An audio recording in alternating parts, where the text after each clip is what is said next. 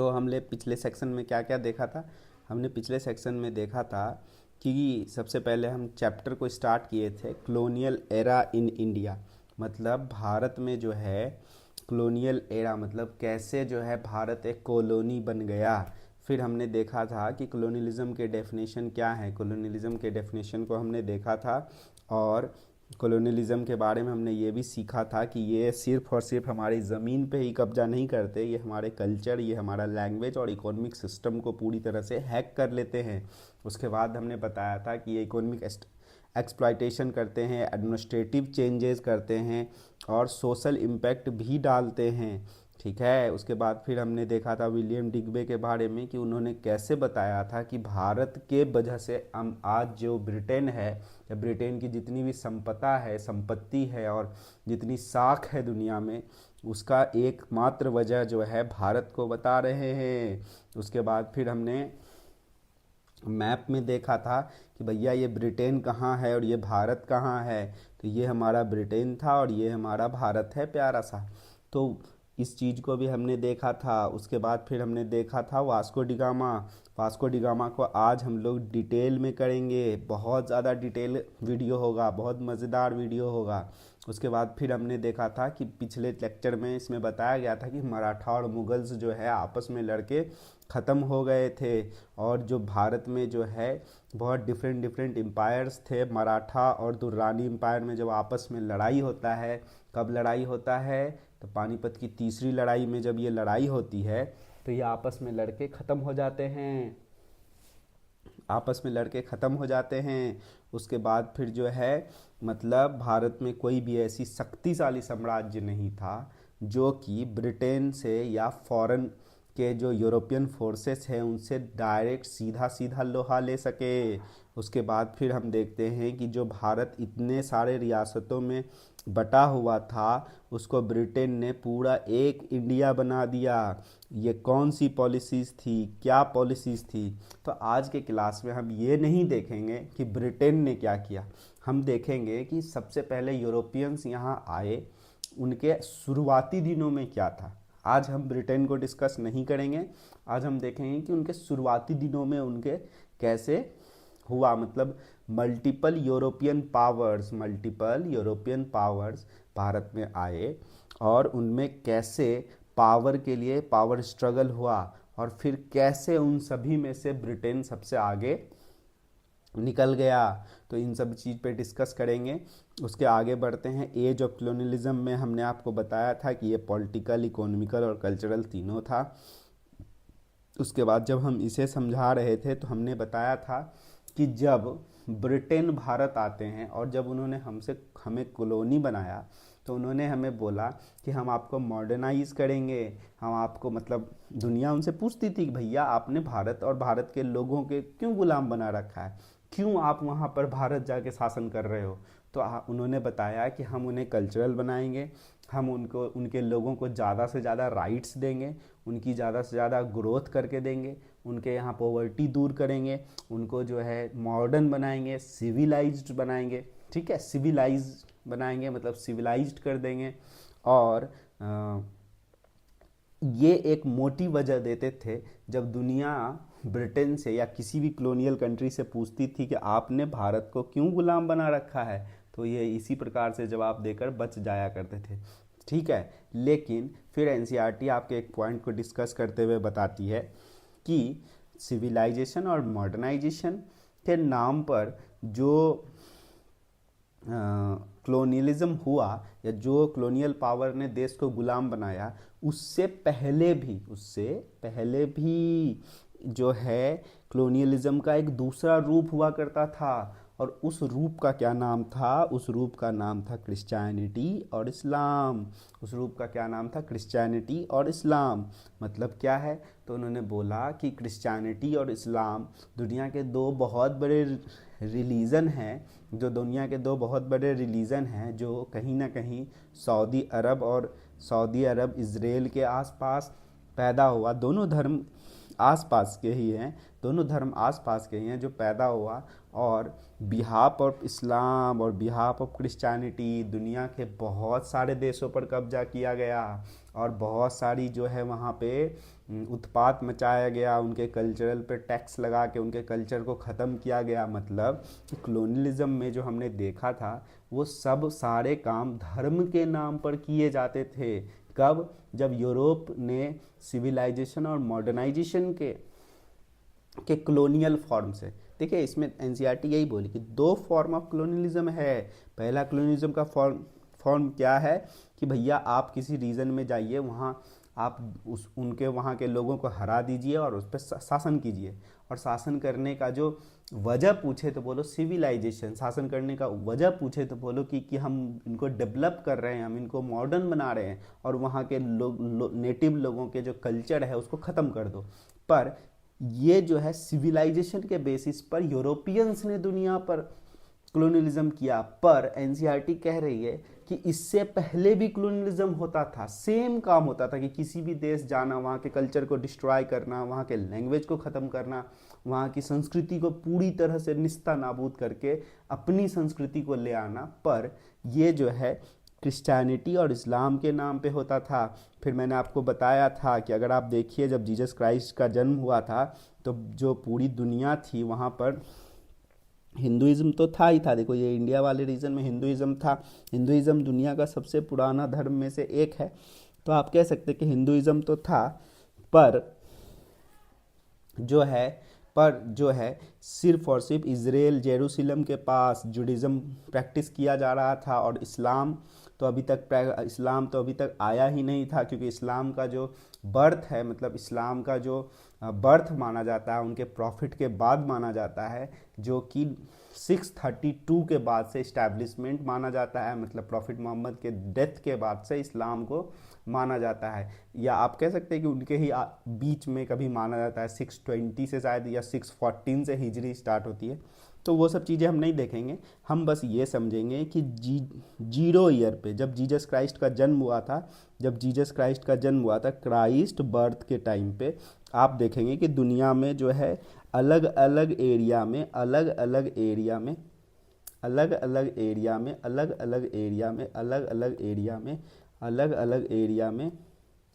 अलग अलग कल्चर्स थे। यहाँ का कल्चर अलग था, यहाँ का कल्चर अलग था, यहाँ का कल्चर अलग था, यहाँ का कल्चर अलग था, यहाँ का कल्चर अलग था, यहाँ का कल्चर अलग था, यहाँ का सबका अलग अलग था। लेकिन बाद में जो है क्रिश्चियनिटी और इस्लाम का जन्म होता है, और ये एक कॉलोनियलिज्म के तरफ फैलता है। मतलब सेम एजेंडा है उनका, सेम टाइप ऑफ पैटर्न है कि किसी भी देश पे कब्जा करेंगे बिहाफ ऑफ रिलीजन, किसके बिहाफ पे? बिहाफ ऑफ रिलीजन किसी भी देश पे कब्जा करेंगे, और कब्जा करके वहाँ के कल्चरल डिस्ट्रॉय कर देंगे, वहाँ की लैंग्वेज डिस्ट्रॉय करेंगे, और रिलीजन के नाम पर शासन करेंगे। देखिए बच्चों, यहाँ पे जब मैं रिलीजन बोल रहा हूँ तो मैं धर्म की बात नहीं कर रहा, मैं बस बता रहा हूँ कि कैसे धर्म जो है दुनिया में सत्ता का आधार बना, कैसे धर्म जो है दुनिया में शोषण का आधार बना। मैं किसी भी धर्म के विरोध में या सपोर्ट में बात नहीं कर रहा हूँ, और माफ़ी चाहता हूँ अगर गलती से अगर मेरे शब्द इधर उधर हो जाएं तो उसके लिए माफ़ कीजिएगा। बट मैं किसी धर्म की बात नहीं कर रहा हूँ, मैं उनके मानने वालों की बात कर रहा हूँ, क्योंकि धर्म खराब नहीं हो सकता, मैं इस बात को पूरी तरह से मानता हूँ। उसके मानने वाले लोग खराब हो सकते। जैसे हमारे, अगर मैं अपने खुद के धर्म की बात करूँ, हिंदू धर्म की, तो हम जितना राम से प्यार करते हैं, जितना हम राम को मानते हैं, उतना ही हम शायद रावण को नफरत करते हैं या हिरण्यकश्यप को नफरत करते हैं।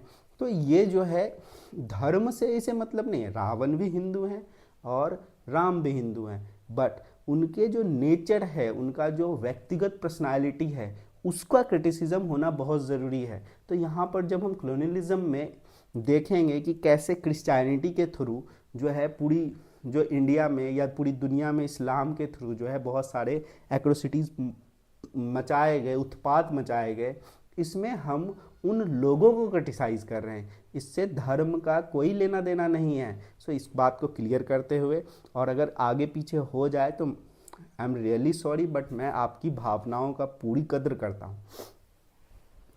चलिए, तो हम ये देखते हैं कि क्रिश्चियनिटी और इस्लाम के बेसिस पर दुनिया के बहुत सारे एरिया में कलोनियलिज्म फैलना स्टार्ट हो गया। ठीक है, एनसीईआरटी इस बात को बोलती है। और अगर आप देखें 1000 सी के पास, तो 1000 सी में मतलब आज से लगभग 1025 साल पहले, आज से लगभग, ये देखो हमारा 2025 है, मतलब अगर आप 1000 में जाओ तो आज से 1025 साल पहले देखो कि इस्लाम के नाम पर किस तरह से कलोनियलिज्म किया गया। यहाँ से इस्लाम शुरू हुआ और देखिए पूरी दुनिया का कितना बड़ा नक्शा पे इस्लाम का कैप्चर हुआ। और जब इस्लाम का कैप्चर हुआ तो यहाँ की सारी संस्कृति, सारी सभ्यता, लगभग सारे लैंग्वेजेस, कल्चर सब डिस्ट्रॉय कर दिए गए और पूरी तरह से एक सत्ता स्थापित की गई। तो ये देखिए, ये भी कलोनियलिज्म का एक तरीका है। दूसरी तरफ आप क्रिश्चियनिटी को देखो तो क्रिश्चियनिटी भी सेम काम, यही काम कर रही थी। क्रिश्चियंस भी जो है यही काम कर रहे थे। तो इस तरह से एनसीईआरटी आपको बताना चाहती है बच्चों कि अंग्रेजों से या यूरोपियंस के आने से पहले जो धर्म का नया तरीका हुआ करता था, मतलब धर्म कलोनियलिज्म का तरीका था, वो क्या था? रिलीजन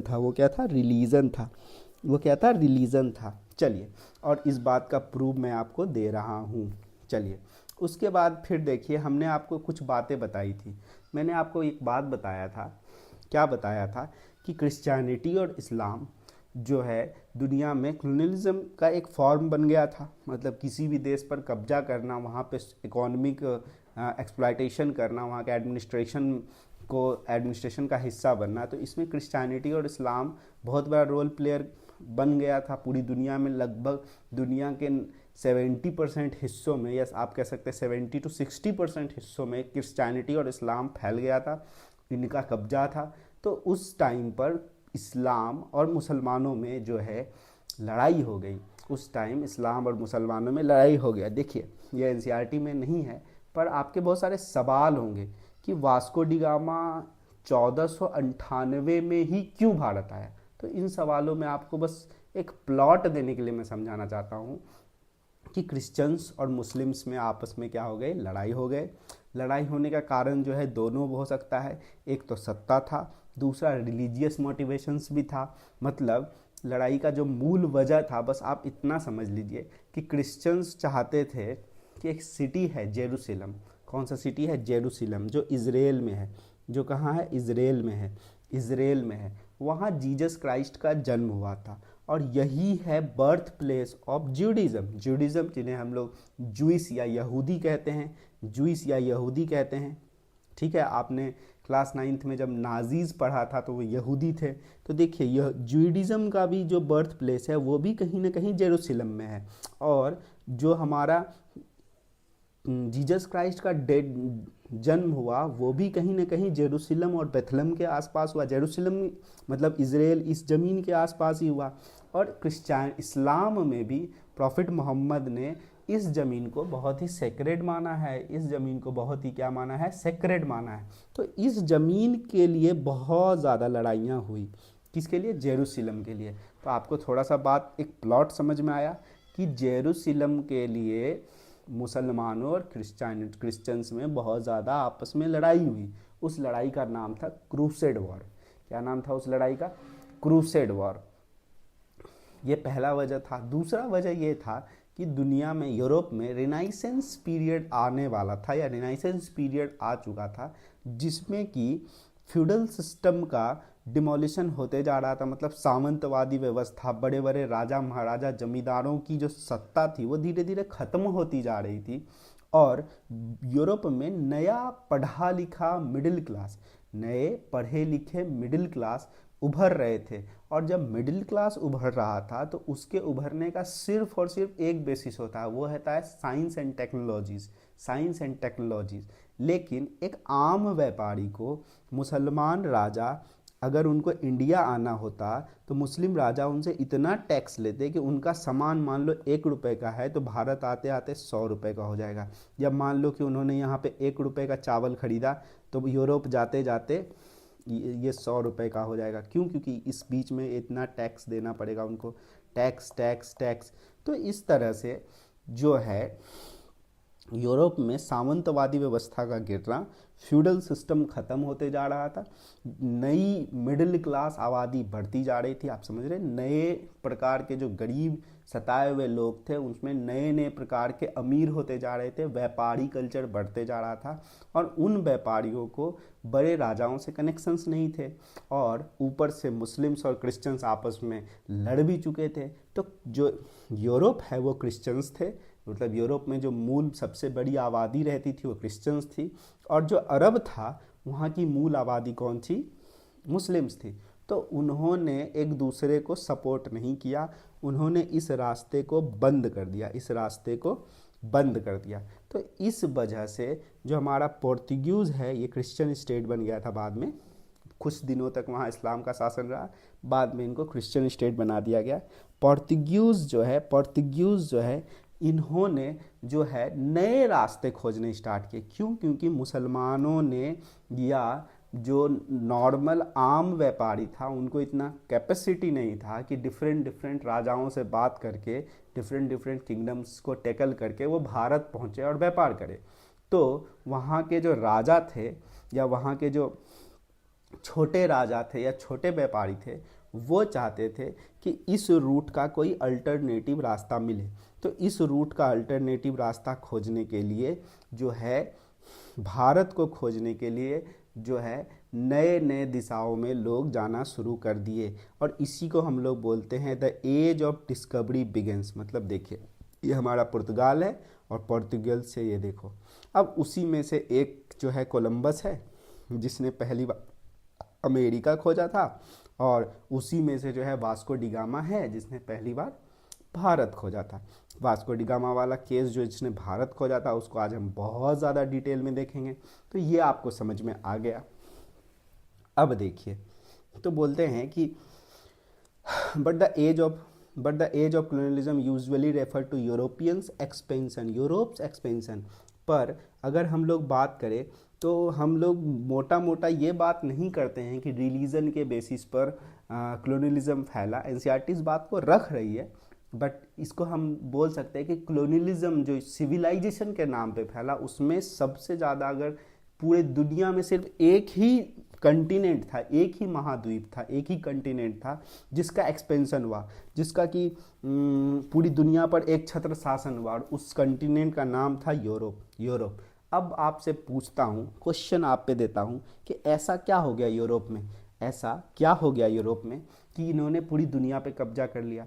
तो ये सवाल है, और इस सवाल का जवाब आप खोजोगे कहाँ खोजोगे, तो आप रेनेसा और रेनाइसेंस पीरियड को पढ़ना, और आप देखना कि उस समय यूरोप में कितनी सारी टेक्नोलॉजिकल एडवांसमेंट हुई, नए नए प्रकार के रिसर्चेज हुए, नए नए प्रकार के वेपन्स, नए नए प्रकार के वॉर टैक्टिक्स को डेवलप किया गया, जिस वजह से यूरोप जो है पूरी दुनिया से बहुत ज़्यादा पावरफुल हो गया। इसको ऐसे समझिए कि मान लीजिए कि आज अगर आपके पास एक ऐसी टेक्नोलॉजी हो जो कि पूरी दुनिया में एक ही समय पर करीब एक ही समय पर लाखों मिसाइल्स छोड़ दे, और उसको दुनिया रोक नहीं सके, या आपके पास इतना पावर हो कि आप पूरी दुनिया में जितने भी राष्ट्रपति हैं उसको कैप्चर कर लो। एक टेक्नोलॉजी, फिक्शनस टेक्नोलॉजी, या आप फ्यूचर जा सकते हो, मतलब इस तरह का अगर एक फिक्शनस टेक्नोलॉजी हो तो आप क्या करोगे कि पूरी दुनिया के लोगों को कब्जा कर लोगे, वहाँ के लोगों पे कैप्चर कर लोगे। यही बात जो है यूरोपियंस के साथ हुई। यूरोप में रेनाइसेंस पीरियड में क्या हुआ, इसको आप प्लीज़ देख लीजिएगा, यूट्यूब पे सर्च कीजिएगा रेनाइसेंस। लेकिन मैं आपको बता रहा हूँ कि यूरोप में कुछ इतना ज़्यादा टेक्नोलॉजिकल एडवांसमेंट हो गया कि दुनिया बहुत पीछे रह गई, दुनिया क्या रह गई, बहुत ही ज़्यादा उनसे टेक्नोलॉजी में पीछे रह गई। और जब टेक्नोलॉजिकल एडवांसमेंट हो गया तो दुनिया के और दूसरे छोटे देश या दूसरे बड़ी अर्थव्यवस्था, छोटे देश या दूसरे बड़े देश जो है वो उनके सामने बच्चा रह गया। किस मामले में, टेक्नोलॉजी में। तो अगर आप वो दूसरे देश पर अटैक करते थे तो इनके पास गन्स होते थे, इनके पास गन पाउडर, तो बहुत variety of systematic guns, powder, तोप वगैरह सब कुछ हुआ करता था। जबकि जो है जहाँ पर ये युद्ध करने जाते थे वो बेचारे तीर कमान तलवार वाले थे। तो इन्होंने इसलिए पूरी दुनिया में एक्सपेंशन किया बिहाफ ऑफ टेक्नोलॉजिकल एडवांसमेंट। और दूसरी बात है कि इनके पास दुनिया का वर्ल्ड मैप था, इनके पास बहुत ज़्यादा संसाधन थे। क्यों? क्योंकि ये दुनिया से सबसे ज़्यादा कनेक्टिव थे। इसलिए बोलते हैं कि but the age of colonialism usually refers to the European expansion in 15th century onwards. कब से शुरू हुआ? 15वीं शताब्दी से। Which within the few century extended large part of the world. और इस जो 15वीं शताब्दी से यूरोप ने दुनिया में खोज खबर स्टार्ट किया वो पूरी तरह दुनिया में फैल गया और पूरी दुनिया में जो है यूरोप का एक्सपेंशन हुआ। As you will discover the higher grades, मतलब आप इस बात को हायर ग्रेड्स में पढ़ेंगे कि यूरोपियन पावर जो है पार्टिकुलरली, यूरोप में भी बहुत सारे देश थे लेकिन पार्टिकुलरली अगर देखें तो स्पेन, पोर्तुगीज, ब्रिटेन, फ्रांस और नीदरलैंड। नीदरलैंड के लोगों को ही डच कहते हैं, आप लोग कंफ्यूज नहीं कीजिएगा। नीदरलैंड बोले तो डच, एक बार बोलो फिर से, नीदरलैंड बोले तो डच, बोलो तो एक बार फिर से, नीदरलैंड बोले तो डच। तो बोलते हैं कि यूरोप के पार्टिकुलरली कुछ देश जैसे कि स्पेन, पोर्तुगल, ब्रिटेन, फ्रांस और नीदरलैंड। अब बताओ भारत को जिसने जीता उसका नाम क्या है? ब्रिटेन। ठीक है, तो इस तरह से आप देखेंगे कि दुनिया में जो यूरोपियन एक्सपेंशन हुआ उसमें भी पार्टिकुलरली कुछ ही देश थे जिन्होंने कि पूरी दुनिया में अपनी सत्ता स्थापित की। जैसे अफ्रीका में किया, एशिया में किया, अमेरिका में किया, ऑस्ट्रेलिया में किया और पैसिफिक आइलैंड्स के बहुत सारे देश में किया, जैसे फिलीपींस में किया, उसके बाद इंडोनेशिया में किया। तो इन सभी में इन्होंने जो है अपनी सत्ता स्थापित की। क्योंकि नए जो व्यापारी वर्ग था, जो वहाँ सामंतवाद टूटा, उसके वजह से नए व्यापारियों ने नए नए रास्ते खोजे और उनकी टेक्नोलॉजी एडवांस होने की वजह से उन्होंने वहाँ के लोगों को गुलाम बना लिया। तो क्यों किया गया, पहला रीज़न। और दूसरा ये था कि पहला रीज़न तो ये हो गया कि क्यों किया, और दूसरा रीज़न ये है कि टेक्नोलॉजिकल एडवांसमेंट, और दूसरा रीज़न ये है कि ये जो है क्या बोलते हैं, नए व्यापारी वर्ग जो है, जो नया मिडिल क्लास था, उनको नए सेक्टर्स चाहिए थे, नए जगह चाहिए थे जहाँ पर कि वो अपना व्यापारिक साम्राज्य स्थापित कर सके। Often the quest were achieve through the military campaign. और ये जो दुनिया में जीत का सिलसिला था वो पूरी तरह से मिलिट्री कैंपेनिंग पर बेस्ड था, मिलिट्री कैंपेनिंग पे बेस्ड था। और बहुत ज़्यादा मैसेकर हुआ, बहुत ज़्यादा क्या हुआ, मैसेकर, मतलब बहुत ज़्यादा लोगों को मारा गया, बहुत ज़्यादा एनिमल्स और बहुत ज़्यादा जो है फॉरेस्ट को डिस्ट्रॉय किया गया, और बहुत ज़्यादा लोगों को जो है वहाँ के लोकल लोगों को स्लेव्स बनाए गए। आपको याद है जब हम मराठा साम्राज्य पढ़ रहे थे तो हमने पढ़ा था कि मराठाओं ने, छत्रपति शिवाजी ने भारत में स्लेव बनाने, जो ब्रिटिशर्स या जो यूरोपियन पावर्स थे वो जब भारत में लोगों को स्लेव बनाते थे उस पर छत्रपति शिवाजी महाराज ने बैन लगा दिया था। उस पर क्या लगा दिया था? बैन लगा दिया था। चलो, तो अब हम लोग देखते हैं कि जैसे हमने यूरोपियन एक्सपेंशन की बात की, तो हम लोग देखते हैं कि यूरोप के किस एरिया पे, दुनिया के किस एरिया पर यूरोप का पावर था। तो देखो ये है यूरोप, तो यूरोप को तो यूरोप ही मान लो। इस पे किसका कब्जा होगा? इसने ही पूरी दुनिया पे कब्जा किया। अब बोलते हैं कि ये जो है डायरेक्टली, मतलब कॉलोनाइज्ड और कंट्रोल्ड बाय यूरोप। तो देखो जितना भी हरा वाला एरिया, लगभग आपको देखोगे तो लगभग आपको 60% of the world direct control में है। और अगर आप देखोगे तो 10% ऑफ द वर्ल्ड जो है पार्शियली यूरोपियन कंट्रोल्ड है, और यूरोपियन स्फीयर इन्फ्लुएंस्ड और नेवर कोलोनाइज्ड तो आपको खोजने पे भी नहीं मिलेगा। देखो एक छोटा सा ये, और एशिया में ये इतने से ही देश है जहाँ पे कि यूरोप अपना कॉलोनी बना नहीं सका, जिसमें जापान और साउथ कोरिया है। तो ये आप मैप से ये समझ सकते हैं कि यूरोप ने पूरी दुनिया में एक छत्र शासन स्थापित किया। आगे बढ़ते हैं। अब हम लोग देखते हैं पार्टिकुलरली उन कंट्रीज़ के बारे में। हमने यहाँ देखा नहीं कौन कौन कंट्रीज़, तो उन कंट्रीज़ में किसका कहाँ शासन था। तो देखो इंग्लैंड, ये इंग्लैंड है। एक मिनट,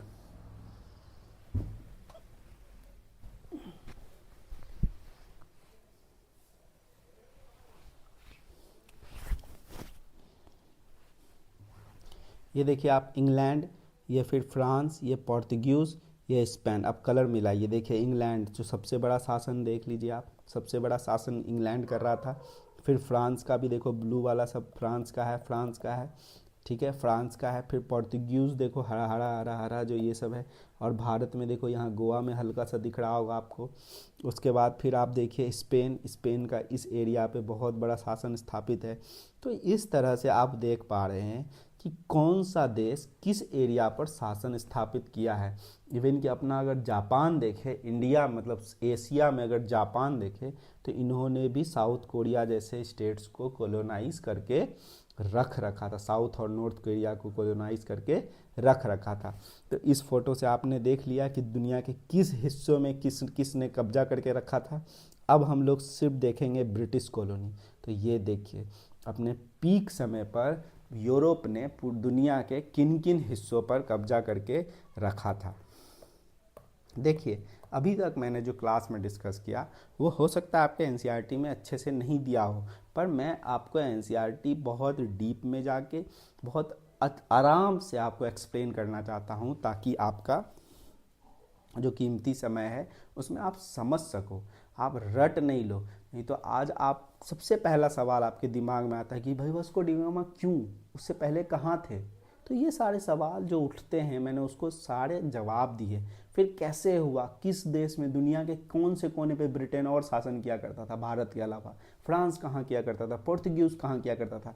तो इन सारे सवालों का जवाब मैंने इस चैप्टर में दे दिया है, मतलब इस लेक्चर में आपको इस फोटो में दिखा दिया है। ये देखो हमारा प्यारा भारत, ठीक है, ये हमारा सपनों का भारत, ठीक है। ये हमारा सपनों का भारत है।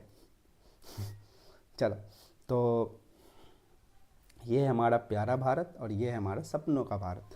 तो इस तरह से हम जो हैं, ये जो हैं ब्रिटिश कॉलोनी के बारे में देखा कि ब्रिटिश कॉलोनी ने पूरी दुनिया में कितने दूर दूर तक अपने शासन को स्थापित किया। अब इस मैप में आप ब्रिटेन खोज के बताओ, तो आपको ब्रिटेन दिख जाना चाहिए, ये है ब्रिटेन। चलिए, तो फिर बोलते हैं कि यूरोप को ऐसा क्या लगा, यूरोप में ऐसा क्या हुआ कि जो है, मतलब वही बात में देखिए, फिर से बात वहीं आ गई कि यूरोप में ऐसा क्या हुआ कि उन्होंने इतने देशों को कॉलोनी बनाया या इन इतने देशों पे कब्जा किया।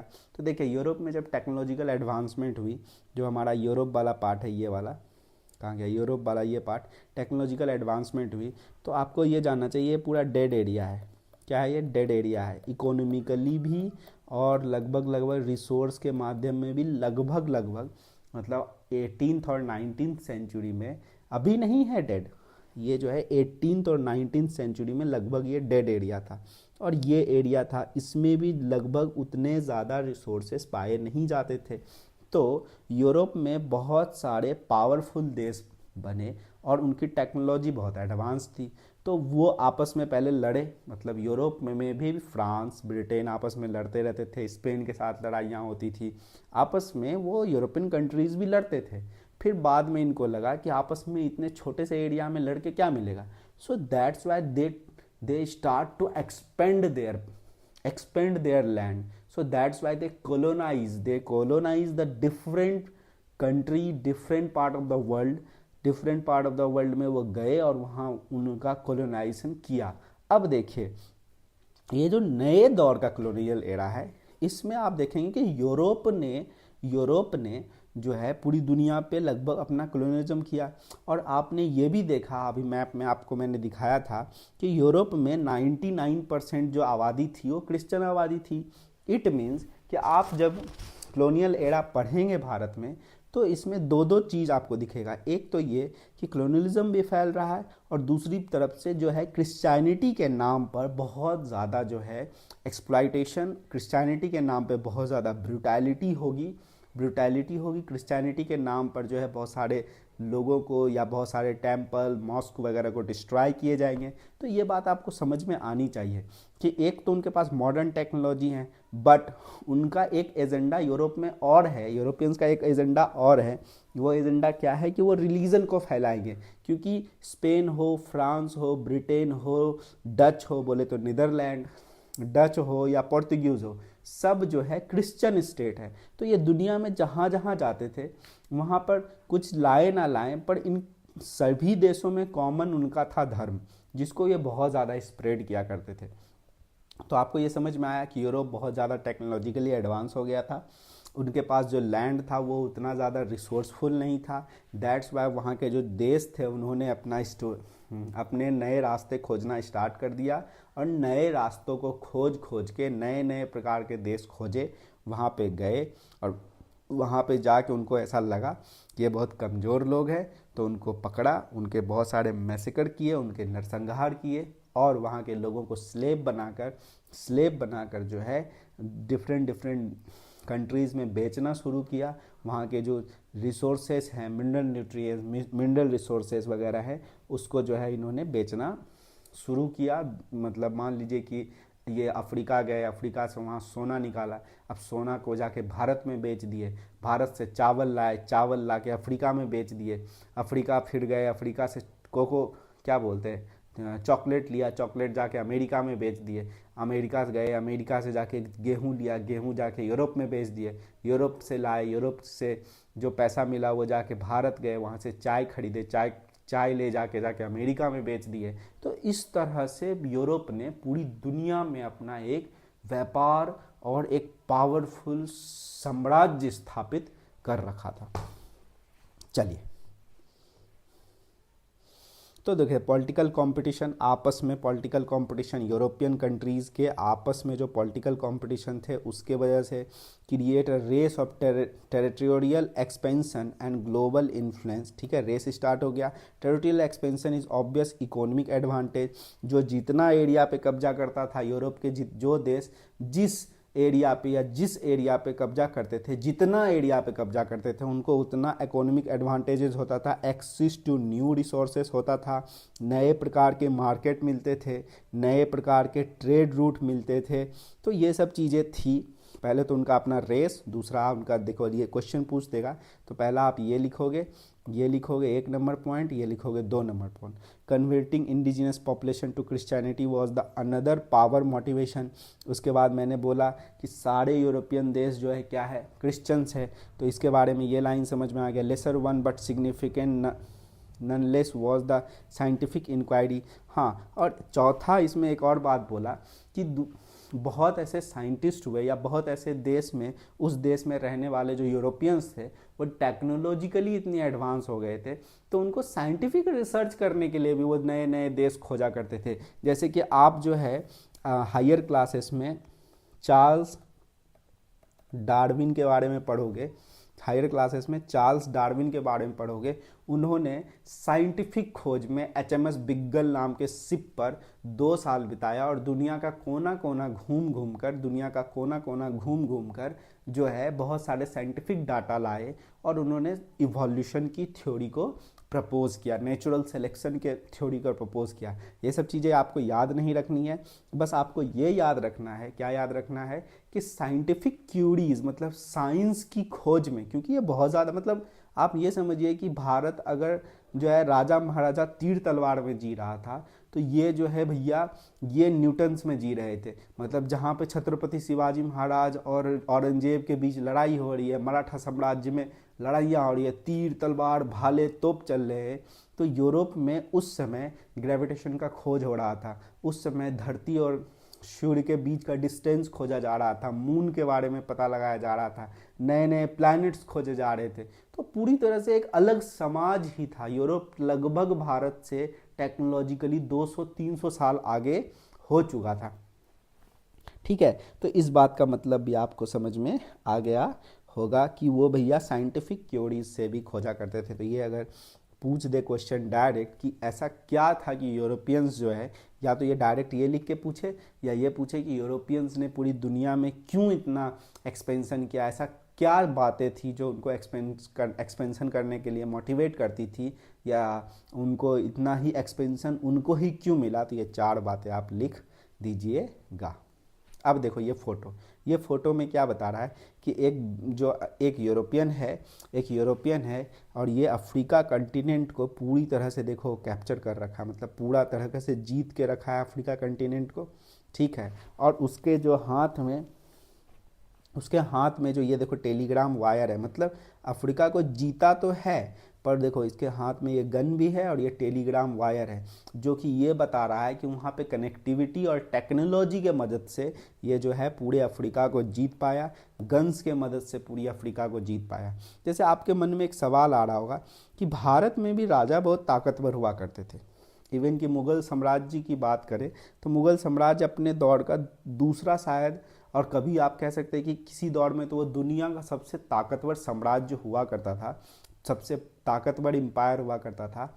लेकिन फिर हम भारतीय जो है यूरोपियन से क्यों हार गए, तो उसमें भी टेक्नोलॉजी का ही हाथ है। जैसे मान लीजिए कि हम बहुत सारे चैप्टर्स में इस बात को जिक्र किए कि सेना को मोबिलाइज करने में बहुत मुश्किलें हुआ करती थी, तो ब्रिटेन ने क्या किया था कि बहुत पहले ही क्या कर दिया था कि बहुत ज़्यादा टेक्नोलॉजिकली जो है ट्रेन का इस्तेमाल करना, टेलीग्राम का इस्तेमाल करना, मैसेज पास करना और ट्रूप्स मोबिलाइजेशन के नए नए टेक्निक्स खोजना, नए नए प्रकार के वेपन्स, नए नए प्रकार के जो मोबिलिटी करने वाले जो नए नए प्रकार के जो क्या बोलते हैं टूल्स थे उनके पास, मतलब नए नए प्रकार के साइंटिफिक टूल्स थे, नए नए प्रकार के जो क्या बोलते हैं रॉकेट सिस्टम थे, वो सब जो है इन्होंने यूज़ किया और उसको यूज़ करके इन्होंने पूरी तरह भारत को, यहाँ के जो नेटिव किंग थे उनको क्रश करके पूरे भारत पर अपना आधिपत्य स्थापित किया।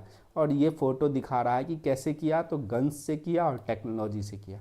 ये किसका फ़ोटो है, ये अफ्रीका का फ़ोटो है, पर हम अपनी भारत का फ़ोटो तो ऐसे दिखा नहीं सकते हैं, सो इसलिए एनसीईआरटी वालों ने अफ्रीका का छापा है। चलिए, while the coloniser often claim the civilisation mission, अब मैंने बोला था ये तो बात मैं बता दिया हूँ, civilising mission bring the progress colonisation people where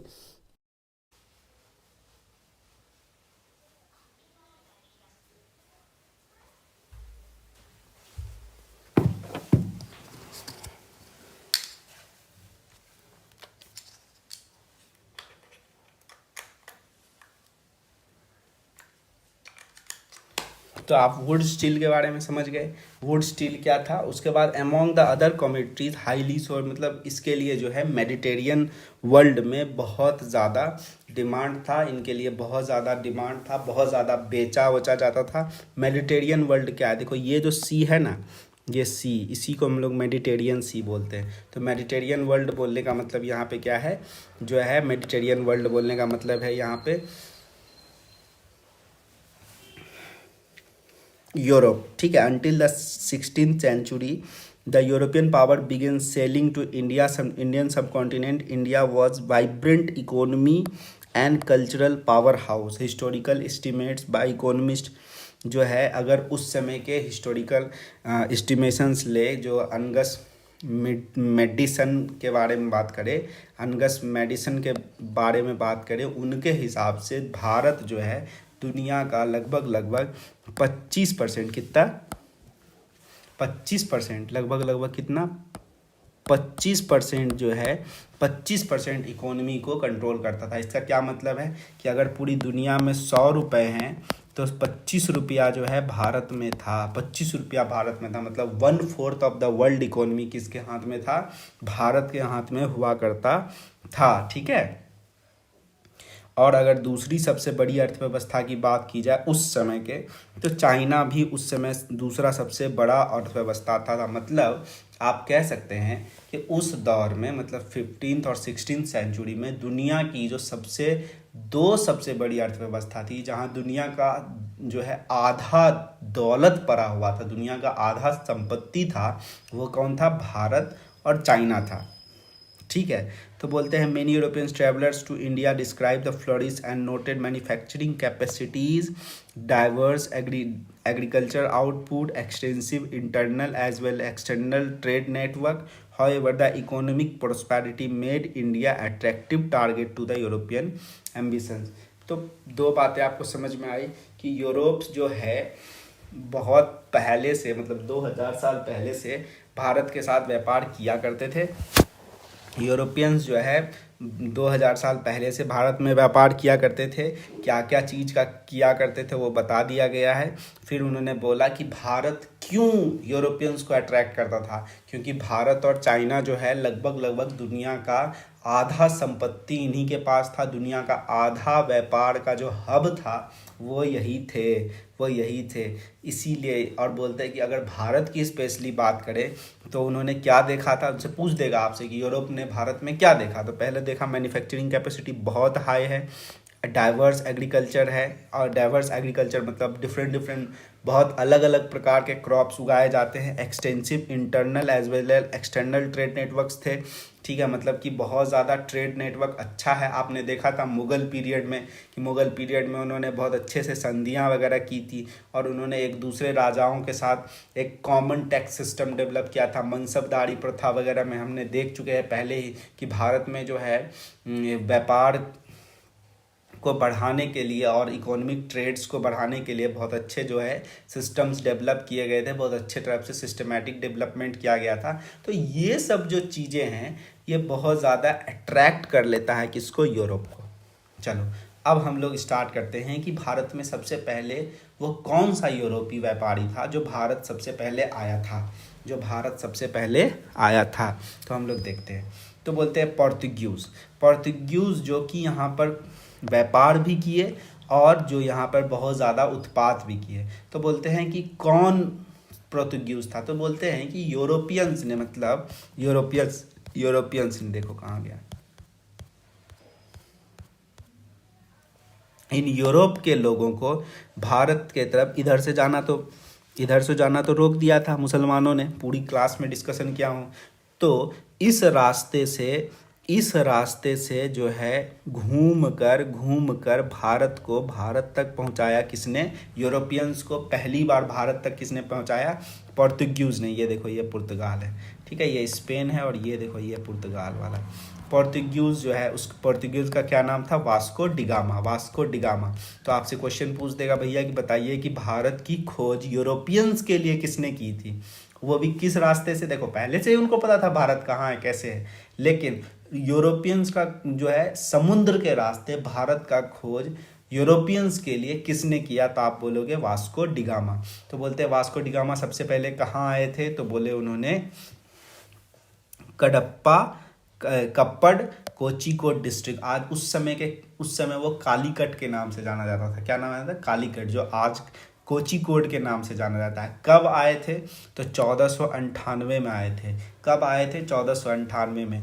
अब आपको ये याद रखना है कि मार्च 14, याद मतलब नहीं रख भी चलेगा, मार्च 1497 में पुर्तगाल से ये वास्को डिगामा साहब निकले थे. कहाँ से निकले थे, वास्को डिगामा साहब पुर्तगाल से निकले थे. इसकी कहानी मैं थोड़ा सा सुना देता हूँ क्योंकि आपको ये बहुत उत्सुकता हो रहा होगा कि भैया ये कौन सा, मतलब भारत को सबसे पहले यूरोपियंस ने कैसे खोजा. तो देखो पुर्तगाल से जो है वास्को डिगामा जो है 1497 में निकले. कब, मार्च में जब वो निकले तो वहाँ के जो राजा थे, इमिनुअल नाम था उनका. क्या नाम था, इमिनुअल, पुर्तगाल के राजा थे. उन्होंने चर्च में बहुत बड़े फंक्शन रखे और बहुत ज़्यादा प्रेयर्स वगैरह हुआ. और उन प्रेयर्स के बीच जो है वास्को डिगामा को बहुत सारा दुआ वगैरह दिया गया और बोला गया कि जाओ तुम भारत को खोज के लाओ. क्या खोज के लाओ, भारत जाने का रास्ता खोज के लाओ. ठीक है, भारत जाने का रास्ता खोज के लाओ. और वास्को डिगामा जो है 1498 मई में भारत में जो है कालीकट में पहुंचते हैं, जो आज का कोचीकोड केरल का एरिया है. आज का कोचीकोड केरल वाला एरिया है, वहाँ ये पहुंचते हैं. और पहुंच के वहाँ का जो राजा थे उनका नाम था जमुरीन। क्या नाम था? जमुरीन। क्या नाम था? जमुरीन। वहाँ के राजा के दरबार में ये जाते हैं। ठीक है, ये क्या करते हैं? वहाँ पे जाते हैं। और इन्होंने जो है वहाँ के राजा के लिए बहुत सारे गिफ्ट्स वगैरह ले लिए थे, जैसे कि हाथी के दांत से बने बहुत सारे औजार थे, कैप्स थे, लाल कलर का ब्लैंकेट और चादर था, तो चेयर वगैरह था। इन सब को लेके वहाँ का जो कालीकट के राजा थे उसके पास गए। राजा का नाम जमोरिन था। अगर आपको इसको बहुत ज़्यादा डिटेल में पढ़ना है तो आप जो है डिस्क्रिप्शन बॉक्स में लिंक दिया हुआ है, आप लिंक से आप बीबीसी की वो न्यूज़ पढ़ सकते। देखो, ये है राजा जमोरिन और ये है भैया वास्को डिगामा। इसका सोर्स गिट्टी है। और देखो, ये देखो, ये राजा जमोरिन है और ये है वास्को डिगामा। ठीक है, ये जमोरिन है और ये है वास्को डिगामा। तो ये देखो, ये राजा के दरबार में वास्को डिगामा आता है। तो आप इसको पढ़ते हैं। देखो, ये बीबीसी शो से लिया गया हुआ एक पार्ट है, उसको देखो। वास्को डिगामा ने नीले साटन के कपड़े की एक ट्यूनिक पहन रखी थी। उनके कमर में बंधी बेल्ट सोने के हत्थे वाली कटार लटक रही थी। उनके सिर पर नीले रंग की मखमल की टोपी थी और जिसमें सफ़ेद रंग का एक पंख लगा हुआ था। उनके आगे आगे उनके 12 गार्ड्स चल रहे थे। ये वो बात बता रहा है कि जब वास्को डिगामा पहली बार भारत आया तो उस बात का जिक्र किया गया कि कालीकट के राजा जमुरीन के सामने वो पेश हुए। और जो जमुरीन के लिए जो वास्को डिगामा ने चेयर लाया था, तो वो चाहते थे कि जो राजा जमुरीन है उसी चेयर पे वहाँ पे बैठे। पर पता नहीं अब जमुरीन ने बोला बैठे या नहीं बैठे। तो ये बात आपको समझ में आया कि पहली बार वास्को डिगामा भारत आए तो क्या हुआ था। चलो, तो बोलते हैं कि उनके जो है एनसीईआरटी की बात माने तो एनसीईआरटी कहती है कि उनके एग्रेसिव बिहेवियर के वजह से जो है वहाँ पे लोकल रिलेशनशिप वो इस्टेब्लिश नहीं कर पाए लोकल रूलर्स के साथ। बाद में 4 साल बाद फिर से जो है पोर्तुगीज़ का बेड़ा आता है। वो जो है भारत में बहुत सारे इंडियन मर्चेंट्स को मारता है। कालीकट में बहुत ज़्यादा बम्बार्डमेंट करता है। कालीकट कौन है? कोझिकोड को ही पहले कालीकट कहते थे।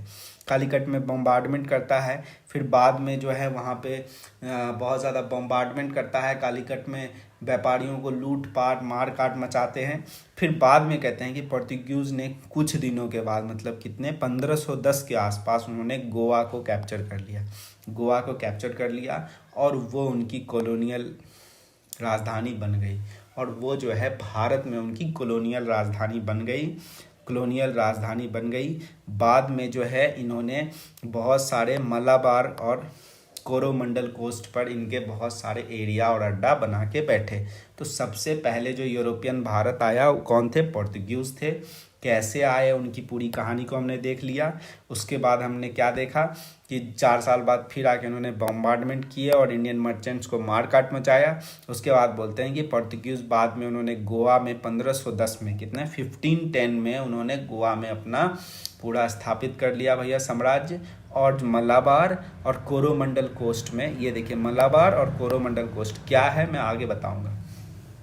इस एरिया में अपने व्यापारिक सत्ता को स्थापित किया। ठीक है, फिर बोलते हैं कि पोर्तुगीज़ जो है उस समय कटराज से कार्टस पास सिस्टम लाए थे।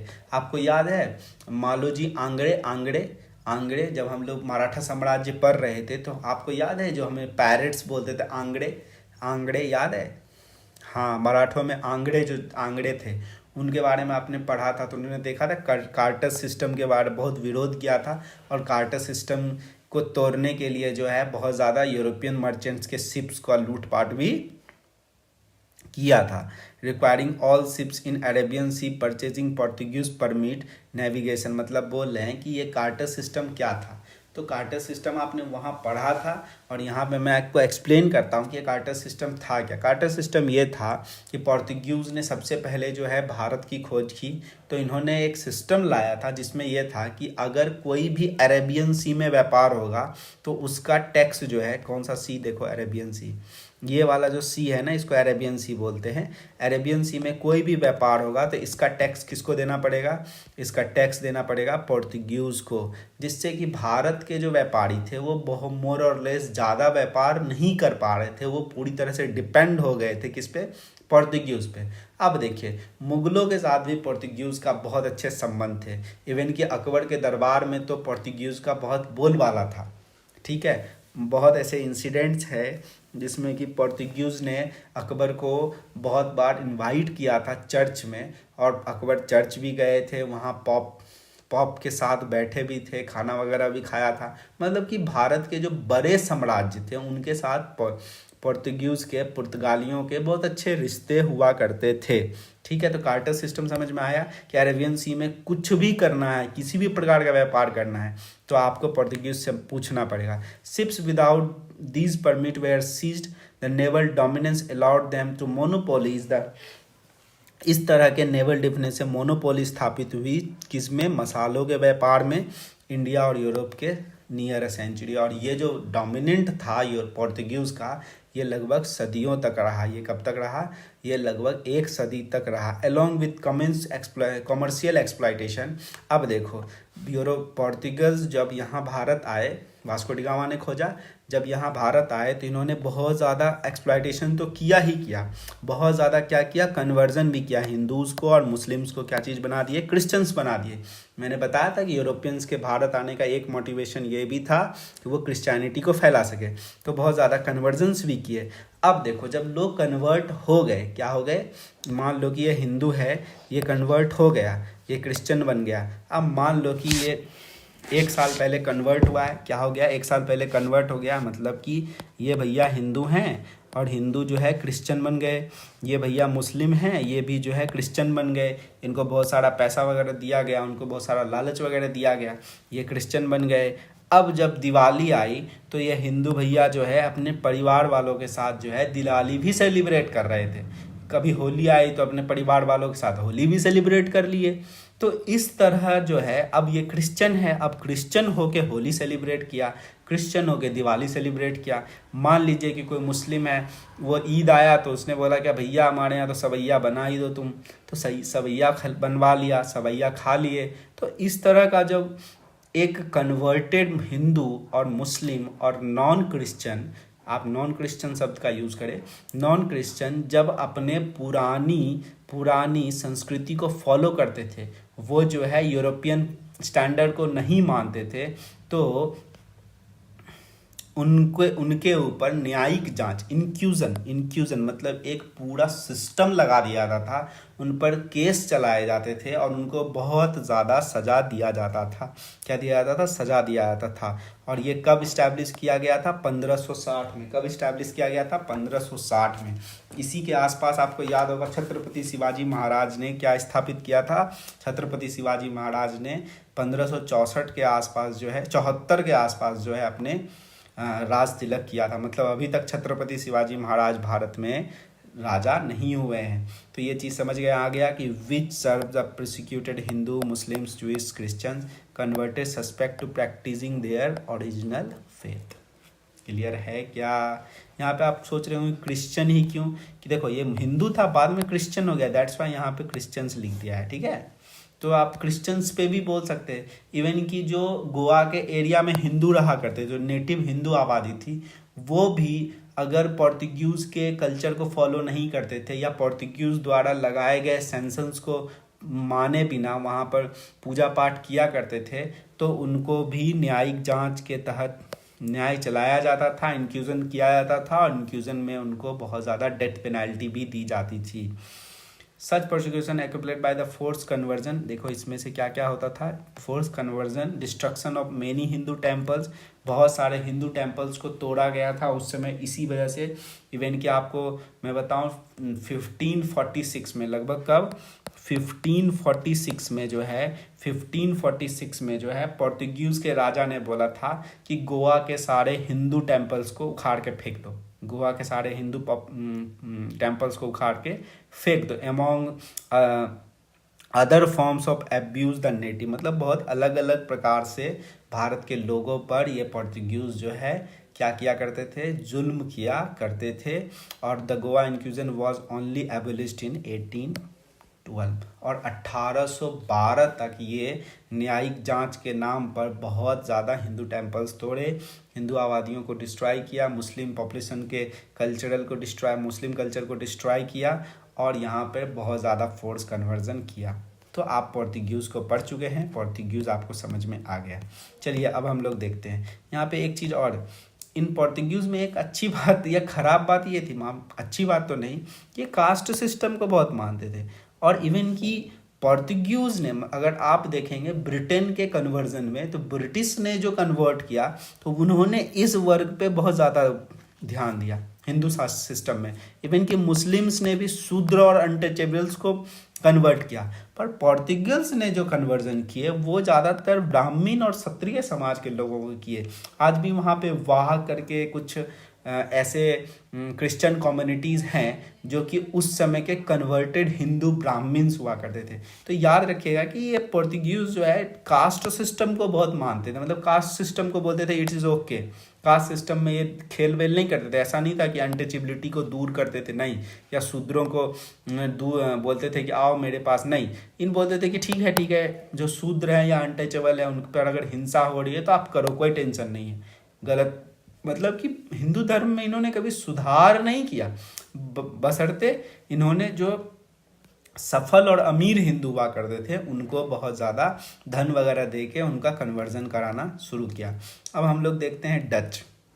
देखिए डच के बारे में जो है लास्ट है टॉपिक डच, कल हम लोग फ्रेंच और फिर फ्रेंच और ब्रिटिश देखेंगे। तो देखिए डच जो है भारत में आते हैं 17th सेंचुरी में।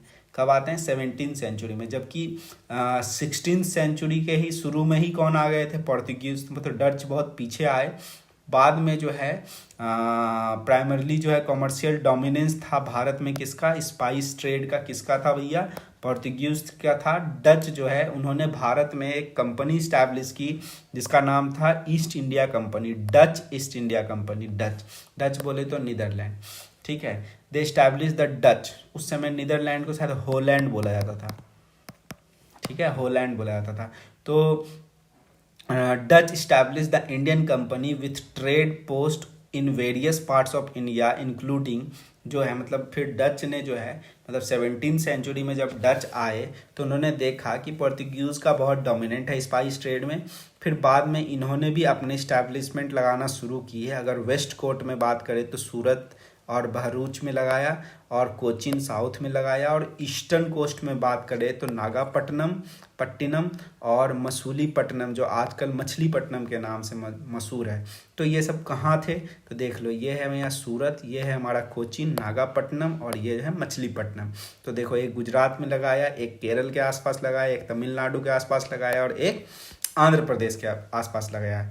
There most significant presence was in Malabar region. पिछले ही कुछ देर पहले ही मैंने आपको बताया था कि मलाबार रीजन क्या है। तो देखो, मलाबार रीजन क्या होता है? The northern part of the Kerala coastal area in India known as its history as a major spice trade centre. मतलब सबसे ज़्यादा स्पाइस का अगर ट्रेड होता है उसी को, मतलब ये देखिए, ये है मलाबार रीजन, ठीक है। तो बोलते हैं कि मलाबार रीजन में इनका जो है बहुत ज़्यादा सिग्निफिकेंट प्रेजेंट था, where they displaced the Portuguese from the several trading centre. तो बोलते हैं कि डच ने जो है वहाँ पे बहुत सारे सेंटर्स से पोर्तुगीज़ को हटा दिया। तो डच की कहानी 17th सेंचुरी में शुरू हुई। जब वो आए तो वहाँ बहुत ज़्यादा डोमिनेंस था किसका? तो पोर्तुगीज़ का। फिर पोर्तुगीज़ ने अपने इस्टेब्लिशमेंट क्या किया? Dutch east India company. याद रखिएगा, सबसे पहले ईस्ट इंडिया कंपनी किसने लगाया? डच ने लगाया। डच ईस्ट इंडिया कंपनी, उनके कहाँ कहाँ कोस्ट थे, ये कोस्ट के बारे में बता दिया। फिर उन्होंने मलाबार रीजन क्या है ये बता दिया। वहाँ से पोर्तुगीज़ को हटाया इन्होंने। फिर क्या होता है कि Dutch presence in India was ultimately limited. पर डच के जो प्रेजेंट था इंडिया में वो बहुत छोटे दौर तक रहा, decline significantly after their defeat, जो कि कोलाचेल में जो है 1740 1741 में लड़ा गया, 1741 में लड़ा गया, 1741 में लड़ा गया। कैसे याद रखना है कि डच जो है ज़्यादा दिनों तक भारत में टिक नहीं पाए। उनकी लड़ाई हुई किसके साथ? Battle of Colachel. कोलाचेल की लड़ाई कब हुई? 1741 में। 1741 में किससे हुई? त्रावणकोर रियासत से हुई। उनके राजा का नाम क्या था? मरखंडा ही रख देते हैं मरथंडा वर्मा। उन्होंने जो है 1741 में जो है, जो कहाँ के राजा थे? त्रावणकोर राज्य के राजा थे। वो जो है डच से लड़े और उनको हरा दिया। तो बोलते हैं कि ये बहुत बड़ी बात है। आज तक ऐसा कभी जनरली नहीं देखा गया कि किसी एशिया के राजा ने किसी यूरोपियंस को हराया था, क्योंकि उनके पास बहुत एडवांस टेक्नोलॉजी है। तीर मारते थे, दूसरी गोली मारता था, फटाक से गोली लाता था, धाए धाए धाए। जैसे ये बेचारे तीर निकालते तब तक मैंने 5 गोली मार दिए। तीर निकालते एकदम एडवांस तोप लाते थे, बम से उड़ा के ख़त्म, पूरी सेना साफ। लेकिन उसके बावजूद जो है बैटल ऑफ कोलाचेल कब हुआ था? 1741 में। याद करो, 1741 में बैटल ऑफ कोलाचेल हुआ था। किसके बीच हुआ था? त्रावणकोर किंगडम के राजा मरथंडा वर्मा और डच के बीच लड़ाई हुआ था। और इसमें जीता कौन था? त्रावणकोर किंगडम जीत गया था। और इसके बाद जो है, ये पहली बार ऐसा हुआ था, या बहुत रेयरली ऐसा होता है कि Asian power successfully repel the European colonial forces. तो यहाँ तक आपका चैप्टर में यहाँ तक आए। कल हम लोग फ्रेंच से स्टार्ट करेंगे, हम लोग कल फ्रांस से स्टार्ट करेंगे। ठीक है, ये फ़ोटो देख लीजिए, ये देखिए डच सरेंडर कर रहे हैं ये राजा के सामने। ठीक है, ये राजा के सामने डच सरेंडर कर रहे हैं। चलिए, हम लोग फ्रेंच एंड कॉलोनियल एम्बिशन कल देखेंगे। कल हम लोग इसको देखेंगे, स्टार्ट करेंगे। फिलहाल आज का क्लास आपको बहुत अच्छा लगा होगा, एंजॉय किया होगा आपने। हमने एक एक पर्सपेक्टिव, एक एक वर्ड, एक एक लाइन में घुस के उसको एक्सप्लेन किया है। तो ओके।